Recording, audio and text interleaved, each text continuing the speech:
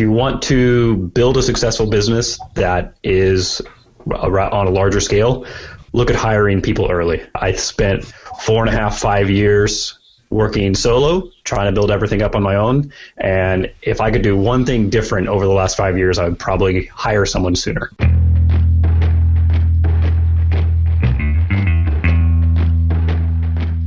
Welcome to WP-Tonic Live, episode 52. We have a full panel today, but our special guest is Pippin Williams, founder of Easy Digital Downloads. He's a famous WordCamp speaker, of course. Everyone knows him from WordCamp. Tell us about your business. Sure. So I'm a WordPress plugin developer. I've been working in WordPress for about 6 to 8 years or so. I started building plugins somewhere around 2009, maybe 2010.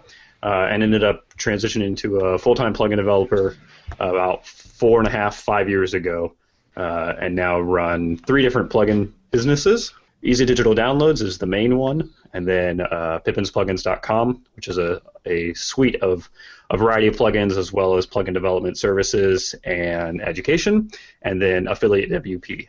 All right, thanks, Bill. I've solved my technical problem. So thanks, Pippin, for that. I'd like to introduce the rest of the panel. Ladies first. Can we go through Sally first, please? Let's let Sally unmute. I just had to take a minute to unmute.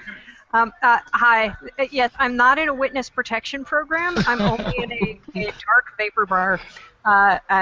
So I can't get any better lighting, and you will be hearing a bit of sound. Normally, I'm at home in my home office where I do my WPFangirl.com business and most of my organizing for the East Bay WordPress meetup. All right, thank you. David, would you like to introduce yourself? Sure, I'm in my home office where I run WP Fanboy. I run a WordPress development shop. I also organize WordCamp Orlando, and I think I'm our East Coast rep for this group. Right, thank you. Would Adam like to introduce himself? No, I'm going to let David do that for me. No, I'm kidding. I am Adam Silver. I run a podcast over at Kitchen Sink WP, and I have a meetup in Los Angeles there, South Bay of LA, and I'm co-organizing WordCamp Los Angeles this year. I've been to 6 WordCamps so far this year. I'm trying to go for a record. Wow. Yeah, you've done a lot. John, would you like to introduce yourself? Which John? Sure. No, sure thing. Sure thing. I'm John Locke. I'm an independent web developer from Sacramento, California, and I operate as Lockdown Design. Oh, thank you. Jonathan, would you like to introduce yourself? Sure. Jonathan Perez, Surefire Web Services. I teach courses. I do consulting. I haven't organized a WordCamp yet, but maybe that'll be on my list in the future. Oh, Perez. Come on, step up. Step up my game a little bit. Right. All right then, Pippin. I like to go through our first question. Basically, I'd like to discuss what major lessons have you learned from being your WordPress development career. Anything that you fundamentally learned looking back over quite eventful career in WordPress, really? Anything you'd like to say about that subject? Sure. I mean, there's so many different things, big and small, that I think we all learn as we're either building our own businesses, working with others. But one of the biggest ones for me that has really been important recently is that as I've been working to grow the business and to scale better, that if you want to build a successful business that is on a larger scale, look at hiring people early. I spent 4.5, 5 years working solo, trying to build everything up on my own, and if I could do one thing different over the last 5 years, I would probably hire someone sooner, even if it's just part-time. Yeah. What about you, Jonathan? To go off of what Pippin said, or something that I learned in my career of development? Whatever. You want to comment what Pippin has just said, or add something new? It's totally up to you, Jonathan. Well, one thing that I learned is that business is a whole nother beast besides development. And if you want to learn how to grow a business in addition to hiring, you really need to learn how to run and manage a business in order to scale it, because doing development is one thing, but managing and growing a business is a whole other thing. So. Hey, Jonathan, just wanted to follow up. Who did Pippin hire? Who were the first hires he had? Very first person I hired full-time was Sean Davis, followed quickly by Andrew Monroe, who goes by Sumobi, and then Chris Klasowski. What do you look for in your hires? Like what type of characteristics and what type of skills?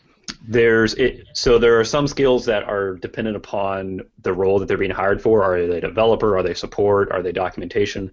But there's one to me that is important for all the positions, no matter what it is, development, support, docs, or anything else, and that is being self-driven and self-managing. I am not a manager, and while I may technically run the company, I am not there to delegate tasks on a day-to-day basis, and so being able to self-manage is huge. Right. Thanks for that. What about David? What do you think? To echo what Jonathan said, running a business is a lot. There are a lot of other skill sets required than just building a product or building a website, doing a service. There are a lot more things that you need to learn, and what I found is with a lot of us in our cases and a lot of people I've met, we start out building things. We think, oh, this is a cool thing, and maybe other people will want this, and then kind of like jump into the deep end of figuring out how to actually work with people as clients as opposed to just making cool things. Clients are not people. Oh, no, I'm just kidding. I'm joking. Yeah, they are. Yes, they are. Yes, they are. Clients are not people. Clients are like friends. Steve Zagat says friends. They're very delicate orchids. They need to be cared for, so they can flourish. Yeah. Well, go on then, Adam. What would you contribute to this?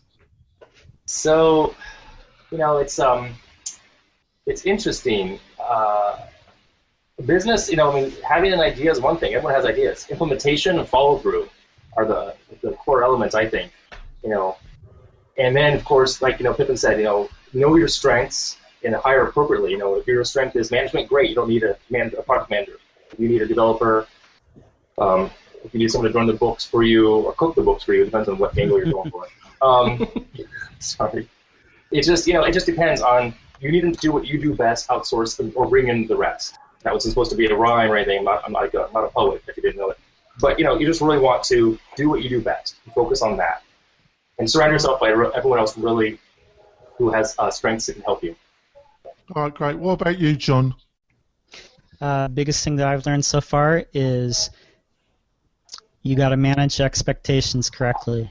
Nice. Whether you're working with other people, whether you're working with clients, a lot of it comes down to letting them know, what the boundaries are, what you're going to do, when you're going to do it, and knowing what they can expect from you. And that actually cuts down on a lot of problems if you manage your expectations from the start, because it's a void that they try and fill. Yeah. Pippin, you discussed this on your podcast, Applied Filters, I think with your co-host, about the process that you've employed and connected to hiring people. Is there anything that you would like to add to that? Because I think your co-host spoke about his methodology about hiring, but I don't think you actually said. Sure. Have you learned, to approach that differently through the few years that you've been hiring people?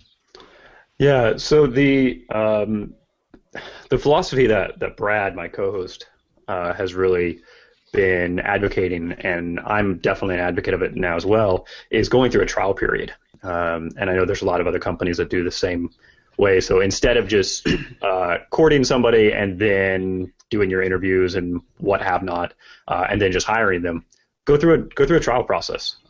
Give them a month. Treat them like an employee, a full-time team member during that time. And you see how it goes. It's known on both ends that if things don't work out for whatever reason at the end of the month, that's it. But at that point, then in the course of a month, you can really figure out how well you're going to work together as a team, and it makes it a lot safer, a much safer process for anybody who's hired people full time. And if you go through the process of insurance and unemployment taxes and city taxes and state taxes, all of that is a real pain in the ass. And what you don't want to do is not only find out that you've hired somebody that's the wrong person, and then you have to fire them, and, well, that all sucks, but then just the management aspects of it. And so going through a trial phase is a great idea. It's not something that we've done with every person that we've hired, but it's something we will always do in the future, probably. Yeah. I'd also like to ask you another quick question and then go to the rest of the panel, because, the panel's quite, very experienced. But I think you've got a well-established business on the plugin side. So when you said you were looking at, you made a mistake not hiring early, was that due to control, or was that your cash flow was going up and down so much and you were a bit frightened about hiring somebody? What were the factors on reflection that stopped you from hiring? I think looking back on it, it was probably partially control. I've always been a do-it-myself kind of person, whether we're talking about plugin development or wiring the plugs in my bathroom or fixing the plumbing. I've always been a do-it-myself. It's kind of how I grew up in my family, and so that was just natural to me, just to say, oh, we need to send out a newsletter? Okay, I'll do it. We need to do customer support? Okay, I'll do it. And eventually it just got to the point where I couldn't manage it all, and so hiring was a necessity. But it's still, I think, relinquishing that control was still difficult. Not because of not trusting the people that we choose to hire, but simply because of that natural, I'm going to do it myself mentality. Cash flow was not really an issue at the time. We've had pretty good growth, and that's something we're very fortunate of. Right. What about you, Jonathan? I know that you're very active business-wise. Do you have a kind of mixture of any staff that you hired, and then you have a lot of freelancers? How do you mix? What's your experience of hiring freelancers to help you and more full-time staff, maybe? To piggyback off of what Pippin said, you do kind of get into that mindset of, I do this and I do things a certain way, and can I have somebody do this the same way that I do?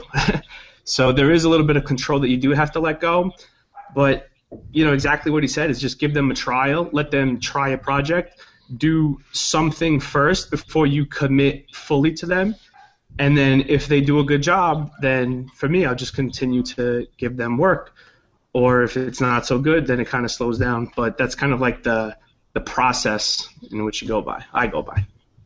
Yeah, what about you, Adam? Because you've been self-employed for a long time. You've had a mixture of working for people and also for extended periods being self-employed.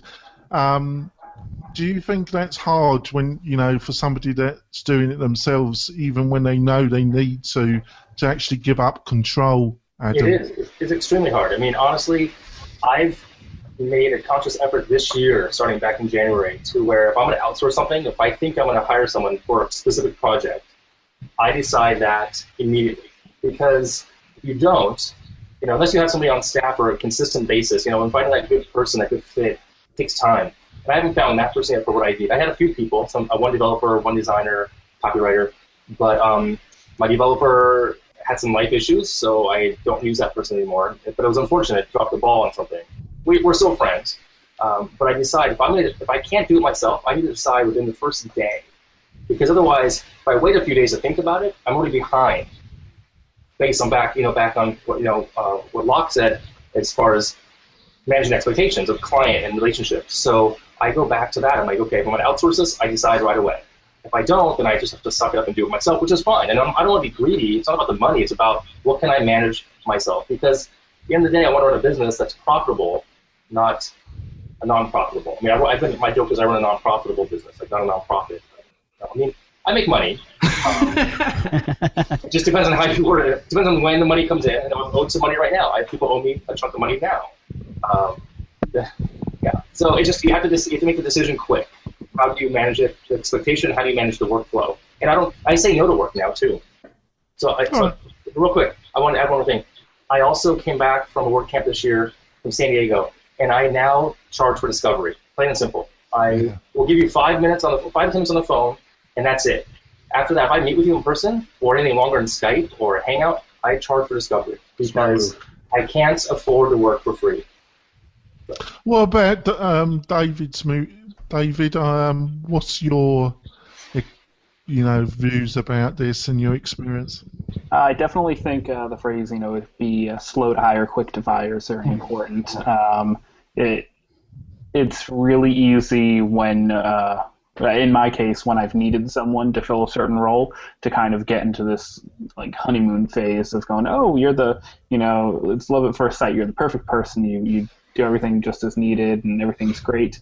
And then maybe a familiarity comes where I've had some times where someone's dropped the ball on a project and not gotten it done on time, or maybe I took people at their word for skills without actually testing them. There have been a couple of times just where I found, okay, it's not the best fit. And so I'm trying to get better at making sure that the fit is there before hiring them, as opposed to as opposed to just hoping that it works out.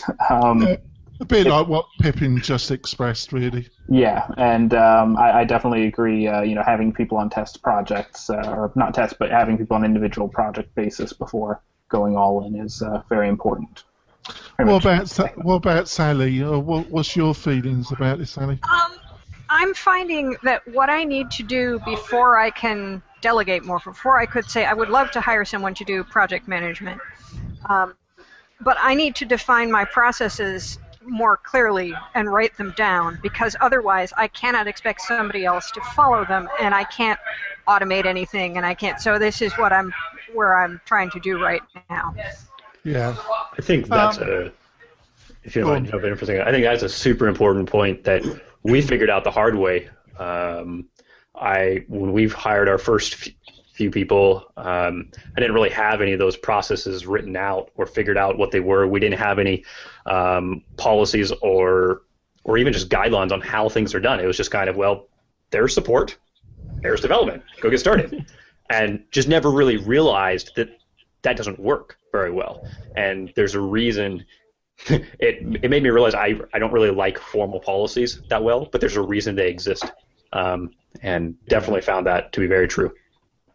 It's a balance, isn't it, Pippin? I think it's you're a small company, so you want that agility. You don't want it to become too stuffy and formal, because that could affect your ability to adapt to market trends, couldn't it? But on the other hand, you do need some structure, don't you, Pippin? Right. Well, and some of that structure, having those processes figured out and written out even, and having them all documented, is not just about, hey, this is the way we do things. It's also onboarding. When you hire a new team member, unless they're already intimately familiar with how you do everything, they have to learn somehow. And so you either sit down and teach them, and you take time out of your day or the day of someone else on the team, or you hand them the pre-written guidelines, the instruction booklet, basically, that gets them the introduction at least. Yeah, because not since I've got into the world of WordPress, but when I was in the United Kingdom, Britain, I had over 30 people working for me, Pippin, and I learned the hard way that you needed a manual, you needed documentation, you needed some structure, otherwise it became I really learned the hard way, because I was a bit like you. I didn't really want to do it, but I learned the hard way that you got to do it. Yep. I always thought it was weird that you have internal company documentation, and then I figured out that, there's a reason that exists. Yeah. I was going to ask you a quick kind of secondary question that wasn't on our list. Okay. Yeah, go on, Adam. Basically, Pippin, I was reading. What's your position on partnerships, on commercial partnerships, or kind of doing kind of deals with other kind of WordPress to kind of build your business up, or have you always shied away from partnerships, kind of formal or informal? I have no issue with them at all. I mean, there's definitely a lot of different kinds of partnerships. Like, are we talking about I own 50% of the company and you own 50% of the company, or more of a, okay, we are both independent agencies and we're going to collaborate on this project? Which one are you really asking about? Either, really, because there was an article that was sent to me by Steve Limmer about, one of the factors that, he found really constructive was to find really good partners, and that really helped, accelerates growth. That you can't do everything yourself. There are risks finding partners. Okay, so along those lines, I think it's really important. And if you can find the right partner or partners, they can be invaluable to you. Just as an example, one of our projects, which is Affiliate WP, the affiliate marketing plugin that we sell, that one started as a partnership with Andrew Monroe from day one. And it is 10 times bigger or more because of that partnership than if I had done it myself. It's a fantastic plugin, I might add. I'm one of your customers, Pippin. I appreciate it. You got my money. What's your experience on partnerships and that, Adam? Go on. Oh, I don't have any partnerships in the sense of business, more of referrals. Like if somebody wants to work with me or collaborate, I'll outsource something. It depends. For example, I just did a job yesterday, and part of the job was a site and a logo. And they're two separate things. And I was very clear with the client that the logo is above and beyond, and I could outsource it, or I could refer it. And in this case, I'm going to sub it out, I think, because I think it'll work out better for me to manage this other person. She's newer to business and younger, so I think it might be better for me to manage that way. And she's good and she's really cheap. So I can I want to help her. I want to educate her, but not yet. Child labour. What about you, David? What's your experience about partnerships? Formal, informal. Have you had good experience, bad experiences? Generally good experiences. It's besides being able to offload some work and offload specifically things that I'm not very good at.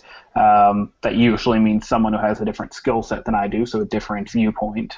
So not only am I getting the bonus of an extra set of hands, but an extra set of eyes and an extra head too to maybe see different ways to solve a problem that I might not have done, or different ways to handle a problem I might not have done. I have a question though, David. I have a question for the panel. So if you outsource, not outsource, if you refer something, if anyone has an answer to this, do you expect a referral fee, or is it something you discuss ahead of time?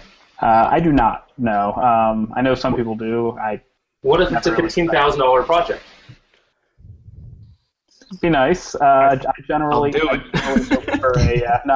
hope for a maybe a thought back later. Usually when I do referrals, it's either for projects that are out of my range, for either I don't have enough time or the budget is too low for me or too high for me.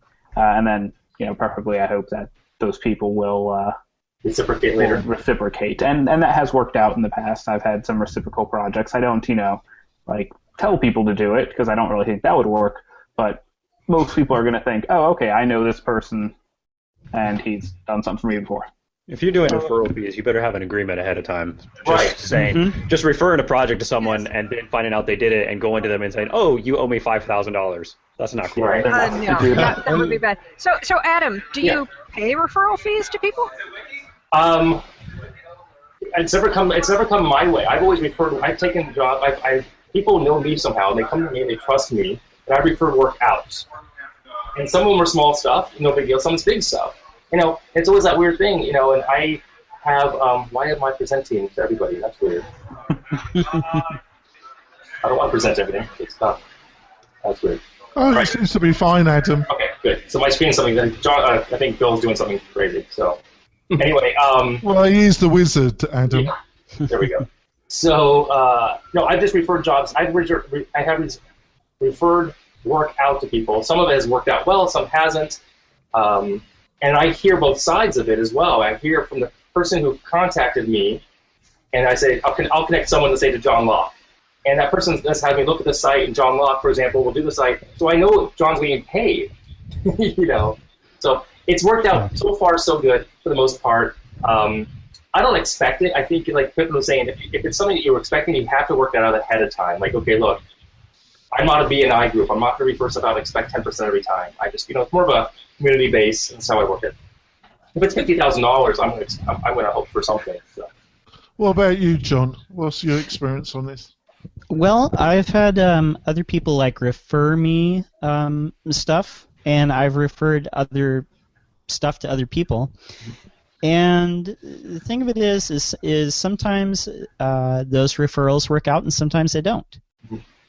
And when I've referred jobs out to other people because it was more in another person's wheelhouse, I've never said hey, you owe me a referral fee. If I'm gonna send somebody to another person, I'm doing it because I think it's a good fit. Right. And I'm doing it because it's in the client's best interest. And while we're all here to make money, you got to make money to survive and to stay in business. I don't want decisions to be motivated strictly because I'm trying to make money. That's the old school of the affiliate relationships of just shilling for shill's sake. Yep. What about you, Jonathan? What's your views and practices around this? Well, almost my entire business is basically run on partnerships. I white label a lot of my work, my designs, my development. So it's very important for me to partner up with agencies or freelancers because essentially they're my client and they're putting my work for their client. So I build all of my relationships and businesses based on those partnerships. Can I ask you a quick question about that?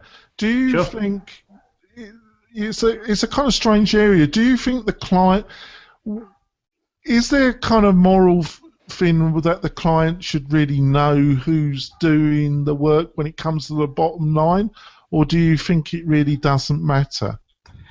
I think if my client, the developer or the agency, already has a relationship with their client, it really doesn't matter who does it, because who's to say if they have 50 employees or 10 employees or they freelance developers? I kind of see it as the same thing. So they manage the client side of it, and then I just make sure that they're happy with the work that's delivered. Jonathan Denwood, when you go to get your tires changed at Pep Boys, you make the order at the counter. Do you expect the person at the counter to go to change your tires? I can't afford to have my tyres changed. Well, it doesn't matter. All that matters is that you get. I've invested my life savings in a startup and a SaaS. I'm so crazy. But I'm talking about. But so the theory is the client needs to get what they want within budget and time frame agreed upon. Who does the work shouldn't matter as long as it's done professionally, within time, and within budget. Yep. Yeah, I understand it. Pippin, I'm going to go on to another subject, and I like your feedback. So it was on WordPress TV.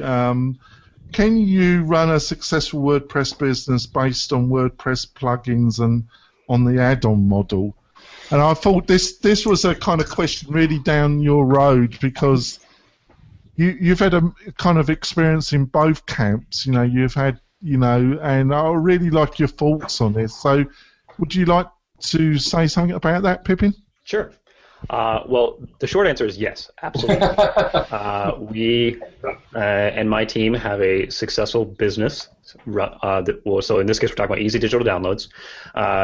That is using the add-ons model, and that in this case, that means that we're giving the core platform away for free, and we sell upgrades to it.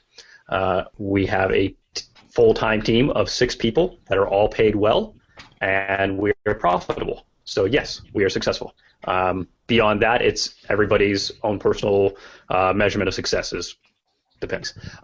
But that doesn't mean it's easy. I will tell you that if I was to start another business tomorrow, I would not go the add-on route, usually. Oh, right. Can you give some ideas on why you've come to that conclusion? There's a variety of reasons. Number one is that running a marketplace.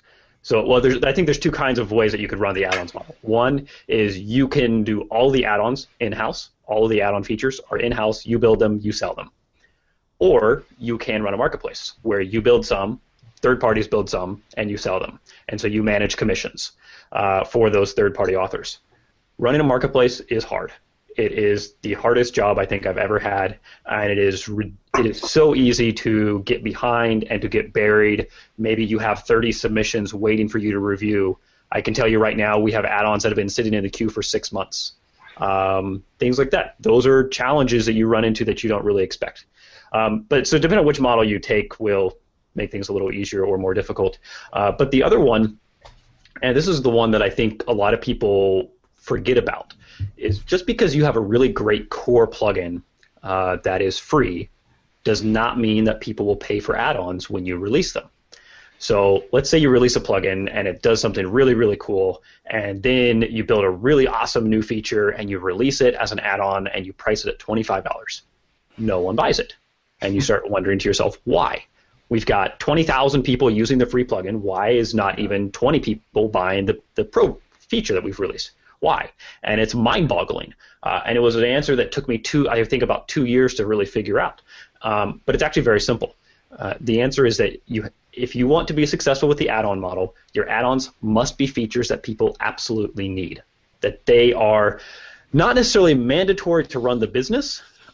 Your base plugin still has to function on its own and has to allow somebody to run a site successfully without paying for an upgrade.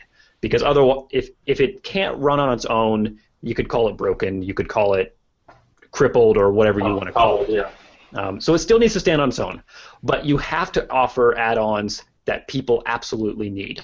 So let's look at the e-commerce world, for example. In e-commerce, if you're selling something, doesn't matter what you're selling, you have to have a way to accept a payment. So out of the box, we support PayPal Standard and, as of recently, Amazon Payments. However, a lot of people don't want to use PayPal. A lot of people don't want to use Amazon. People want to use Stripe. People want to use Authorize.net. They want to process credit cards directly on their site.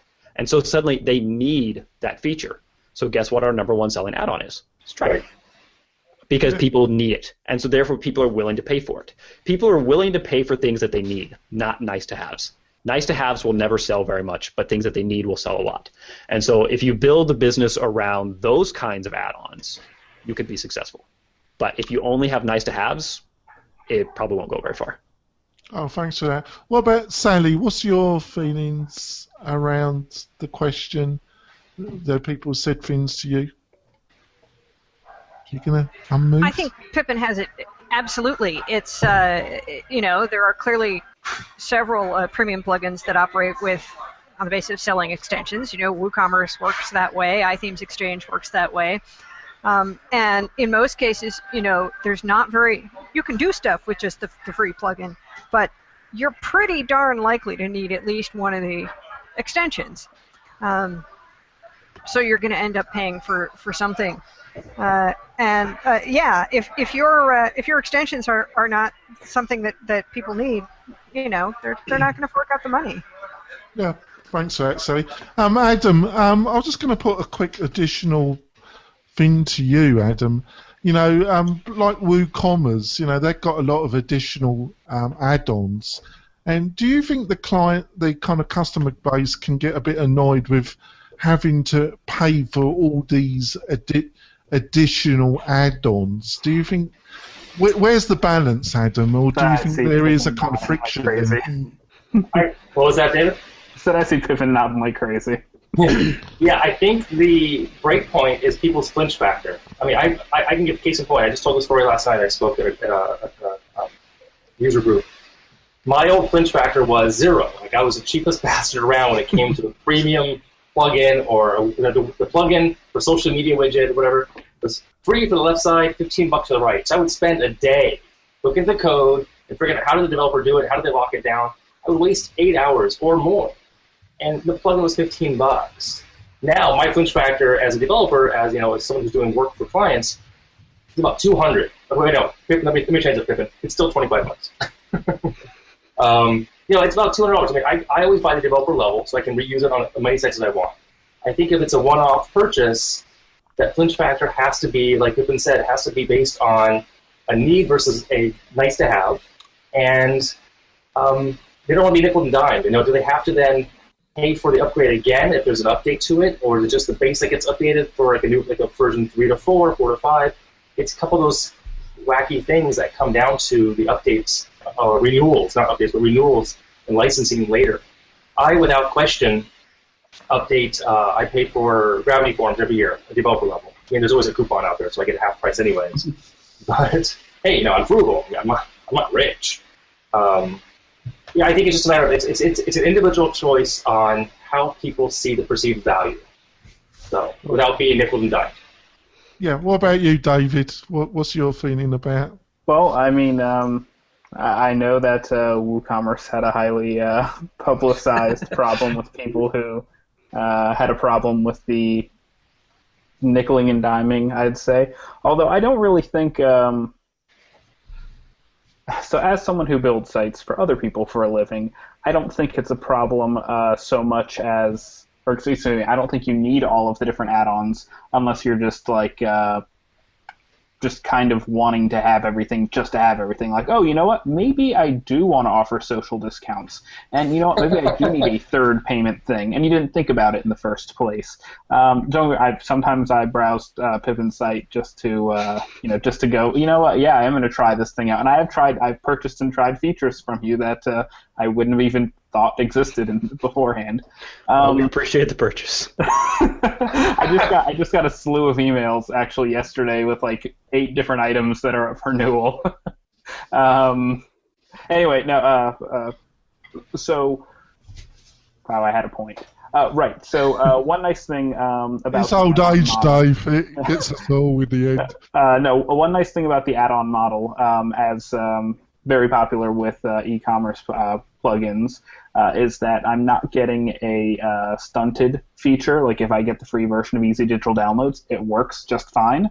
I'm getting a base feature set, and then if I happen to be the person who needs, Stripe versus PayPal versus Authorized, whatever, I can get the exact one I need, as Pippin said. But one thing that I think that was kind of overlooked is that I get as many features as I need to start out. So I'm not blindly going in. If I had to pay for Easy Digital Downloads, the base plugin, I probably would have never tried it versus trying one of them that was free, because how would I know before buying it if it was terrible to add new products, or if they looked crappy on my site, or if the flow from checkout, from purchase to checkout was any good. I was able to try all those things out, play around with it, and determine if it fit my needs better than WooCommerce in a certain case or iThemes Exchange in a different case. And then decide, okay, now that I know I'm going to use it, I'm going to buy those add-ons. Yeah, I'm going to go to the other couple panelists, but I want to kind of go back to Pippin. I think I don't know if you would agree with this, Pippin. I think one of the problems with something, I did kind of add that thing about WooCommerce, but what I think most people don't understand, they're not involved in coding, is they don't really understand what a bargain they're getting with WordPress, really. It's such a shock for clients where you have to hire really good developers and you're doing custom plugin development, and to get quality, the price difference. Do you think that's a kind of the Achilles heel of WordPress in some ways, Pippin? I think it's really the Achilles heel of just about any open source or free software that you're running businesses on top of, that you're monetizing. When you have people that are so used to getting things for free, you can download WordPress for free, you download plugins for free or whatever, and then suddenly you slap a $49 price tag on one, there's a lot of people that react to that kind of a knee-jerk reaction and think, why would I pay $49? Like, where do I get the value in that? And that's really an education and a perspective thing. Yeah, I do.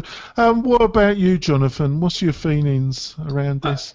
I think the price point pays I think you should price the add-ons according to the value that they're bringing, because sometimes add-ons, I know with WooCommerce, I hate to keep bringing them back up, but I saw like an export add-on that was like $80 just to export, I think it was like email addresses or something like that. And I'm kind of looking at it like, the average Joe Schmo that just wants an e-commerce site. Maybe they want something, or they have a little business, but they're not making like $15,000-$20,000 a month, and then to have all these add-ons to run their business could be kind of hard. So I like Pippin's plugin because a lot of his plugins are affordable, and you can do the, hey, I want to try this out because it's only $20 or it's $40. And then if you don't like it, then you don't renew it. But, you know, it's kind of more of an impulse where you want to try it as opposed to dropping $100 on something that you're not sure if you're going to like or not. So there's no point in upgrading it or making that further purchase. So that's my feeling on that. What about you, John? Well, I would say this.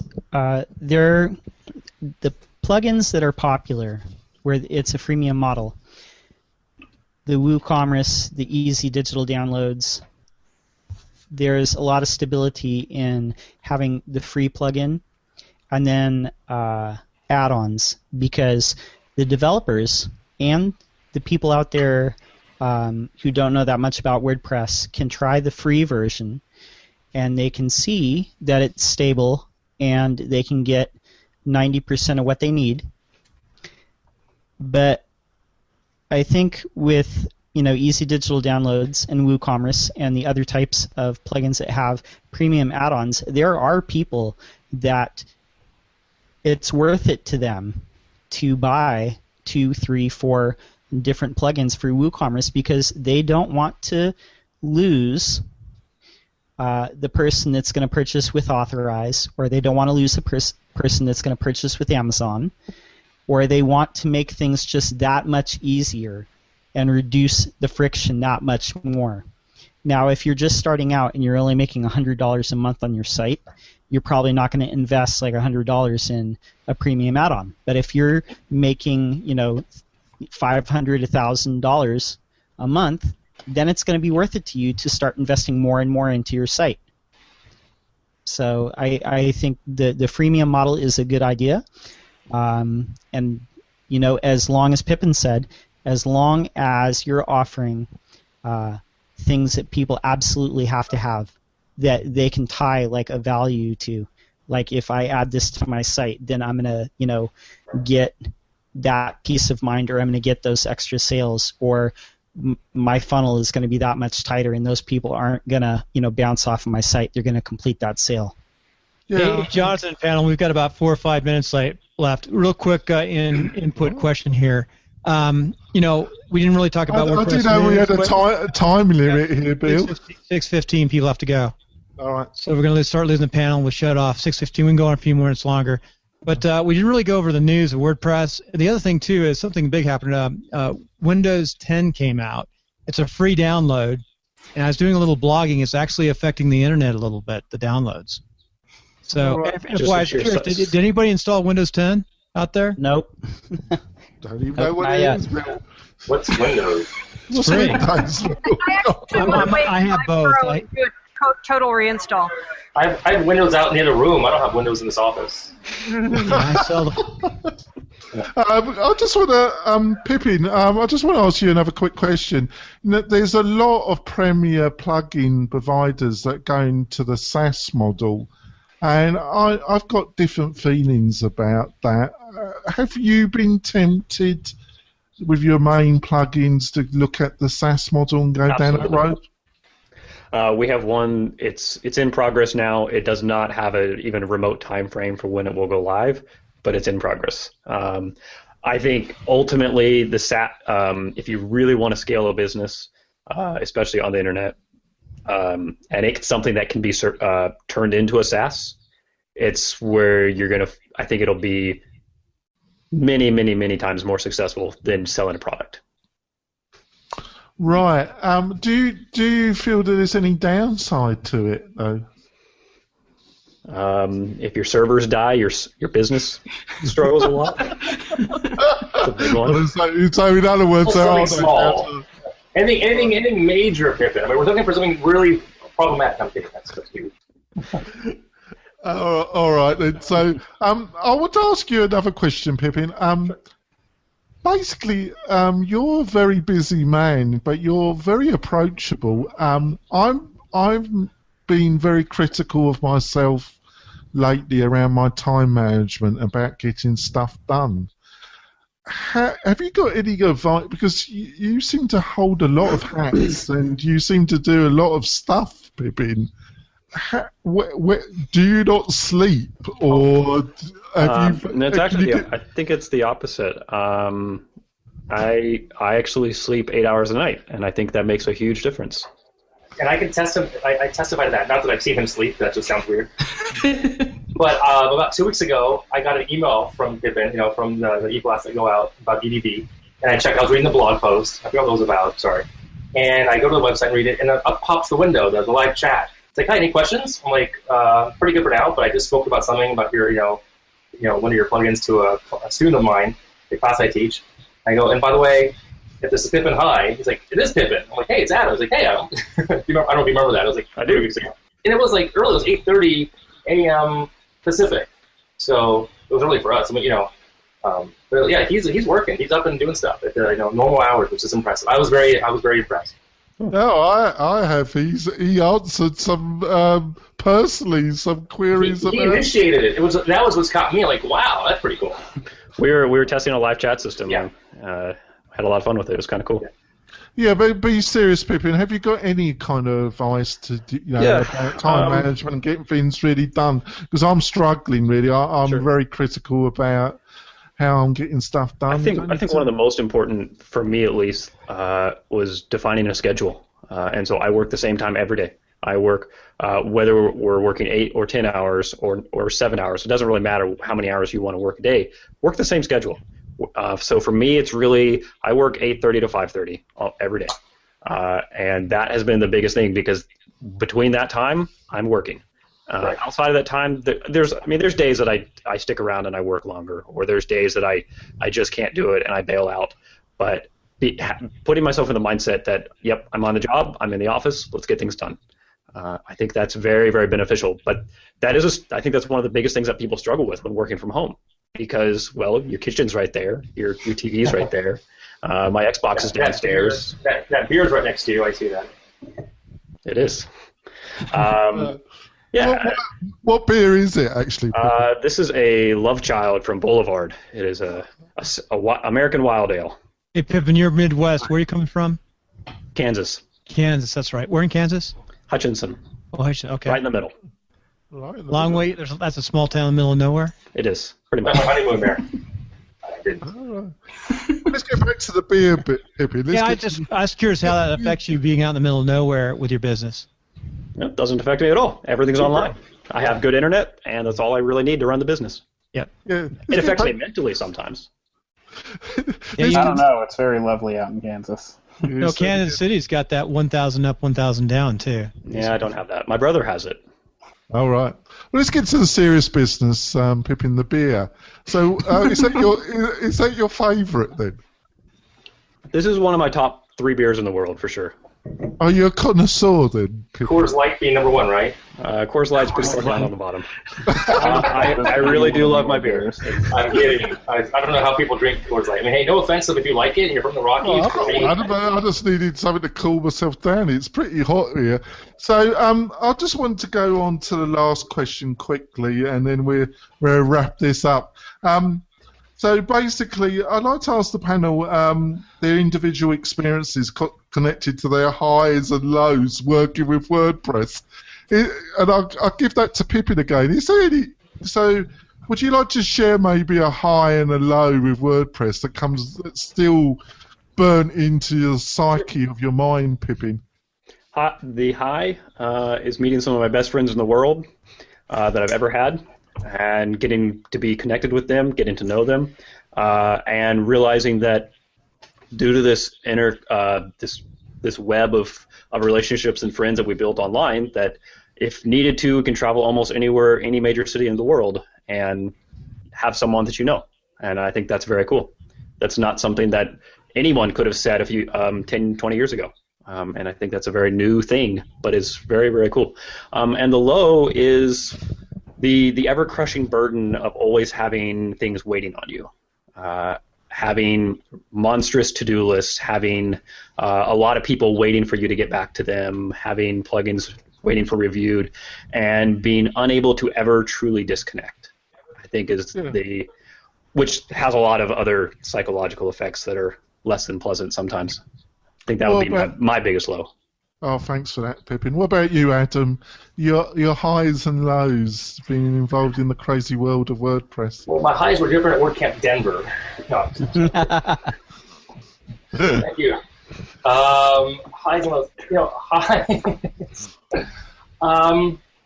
It's interesting if you guys have been paying attention to the whole community aspect and the imposter syndrome and whatnot. Lately, it's gone around some of the community angles, especially with Corey Miller from I Think. I know Corey as well. Stuff like that. It's hard sometimes to feel accepted, especially when we work kind of in a solopreneur environment, and someone always knows more than you. But you can always help somebody behind you. So I try to look back a lot. I still have the lows of like, do I really? Am I a fraud? Am I faking this? Do I make it? Well, yep. I know. For one. As far as the to-dos, the list that Pippin says, I have nothing behind me to do on that board. Where's that board? I have nothing behind me on this board to do. It's totally white. Totally. That's not important at all. I have a new thing. It's supposed to launch September 1 with my daughter. It's like let's see that.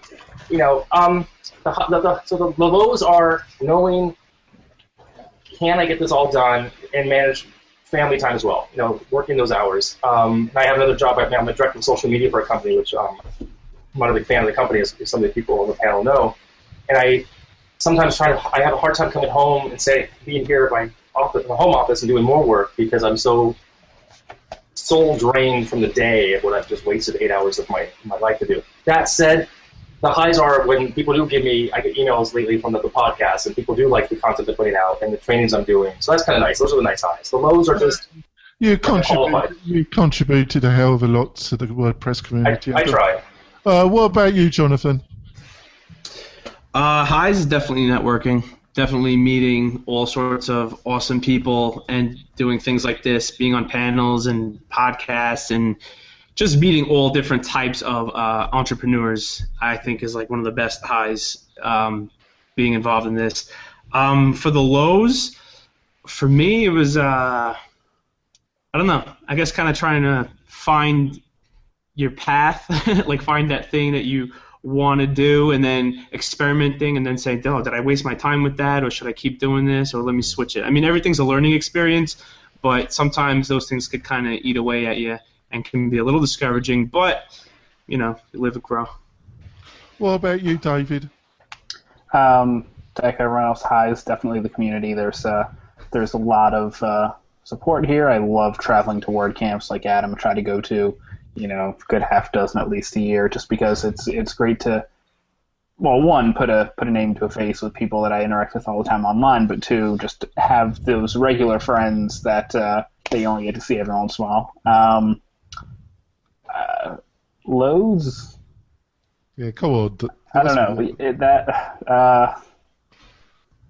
I think Corey's talk was very important. I think it was very very strong that he did that. I think that's something that is really hard for people to want to open up about and want to talk about, because there's maybe stigma around having those kinds of discussions. But yeah, but David, I also think it's partly due to the American. Don't you think it's also down to the American culture?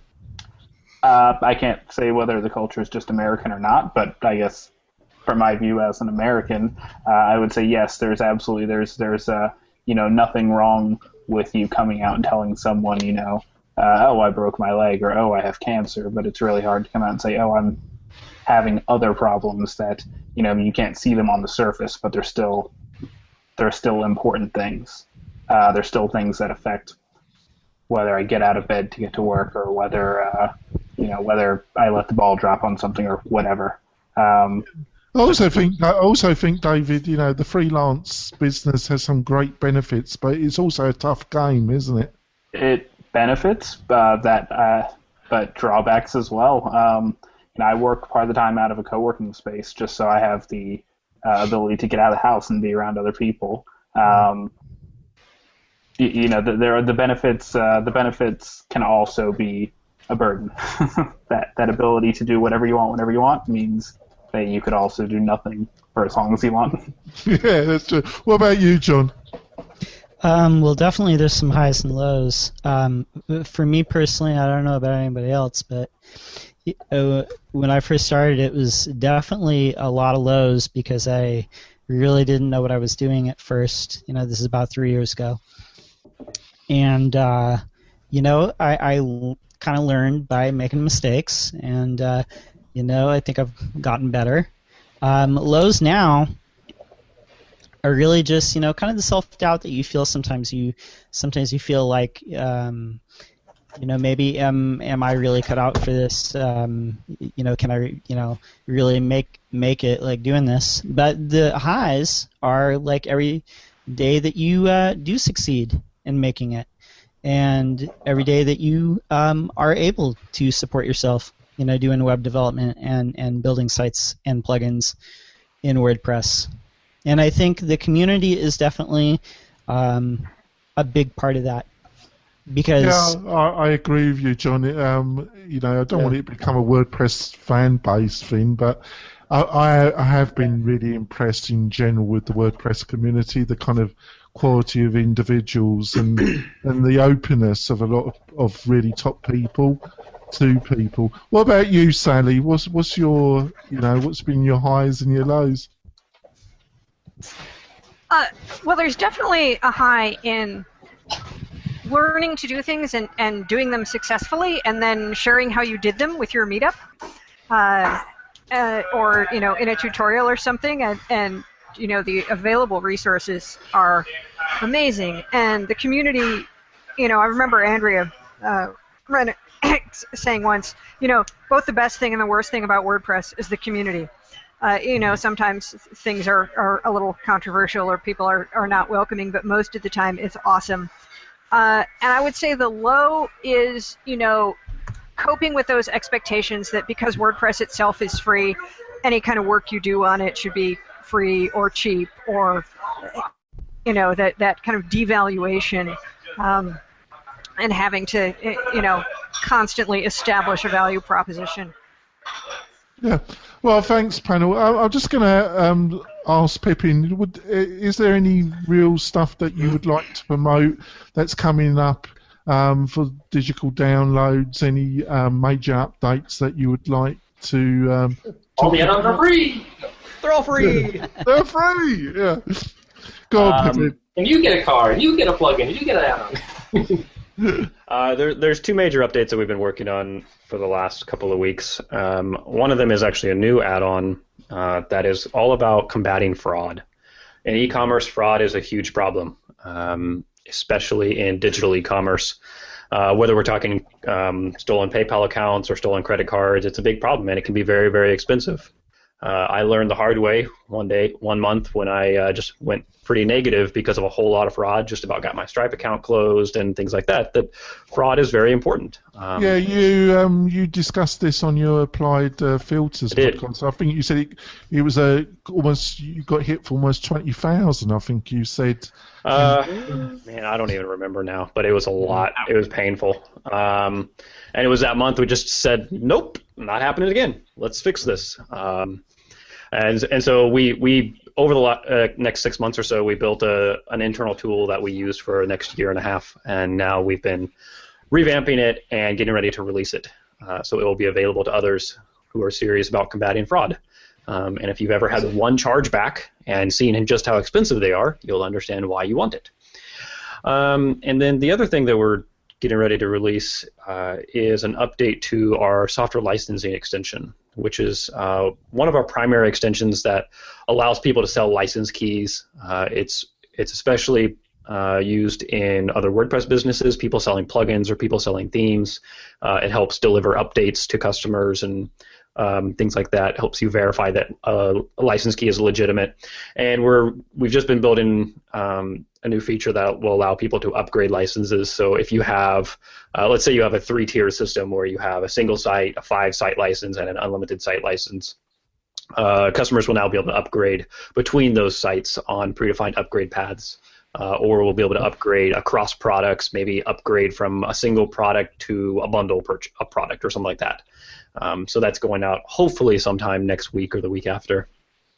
Oh, great, Pippin. I just want to say thank you so much for coming on the show, Pippin, and also your contribution to the WordPress community.